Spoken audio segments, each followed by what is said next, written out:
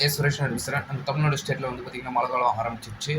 இந்த மழை காலத்தில் வந்து பார்த்திங்கன்னா தாழ்வான பகுதிகள் இல்லை லைட்டாக மழை பெஞ்சாலே தண்ணி தேங்கிடுது. அதுவும் இல்லாமல் சென்னையிலலாம் வந்து பார்த்திங்கன்னா ட்ரைனேஜ் எல்லாம் உடச்சிக்கிட்டு தெருவில் வந்து அப்படியே ஒரு அந்த நாற்றம் பிடிச்ச தண்ணியாக இருக்குது. வாகன ஓட்டிகளே கொஞ்சம் பொறுமையாக வண்டியை ஓட்டுங்க. எதிர்க்க வர ஆட்கள் மேலே சேத்தை வாரி அடிச்சிடாதீங்க. ரொம்ப பொறுமையாக ஓட்டுங்க. அது ஒரு டிசிப்ளினாக இருக்கும். குப்பைகளை கண்ட இடத்துல போடாதீங்க. குப்பை தொட்டியில் மட்டும் போடுங்க. தயவுசெய்து இதெல்லாம் பண்ணால் கொஞ்சம் மழை காலத்துலேருந்து கொஞ்சம் அந்த வர வெள்ள பாதிப்புலேருந்து தடுக்கலாம். கொஞ்சம் நம்மளும் ஒரு இது பண்ணால் தானே. அதே போல் வந்து பார்த்திங்கன்னா கவர்மெண்ட்டு இது போல் இந்த தண்ணிலாம் சாக்கடை தண்ணிலாம் வெளியில் தேங்காத மாதிரி பார்த்துக்கணும். ரோடுகள்லாம் நிறைய இடத்துல குண்டு குழியுமாக இருக்குது, உடஞ்சி போயிருக்கு.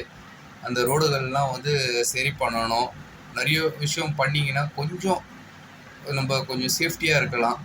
ஏன்னா வெள்ளம் வந்துச்சுன்னா இங்கே சென்னையில் பணக்காரன் நல்லா இருப்பான், ஆனால் கொஞ்சம் அடிமட்ட மக்கள்லாம் கொஞ்சம் நினச்சி பாருங்கள், ரொம்ப கஷ்டப்படுவாங்க.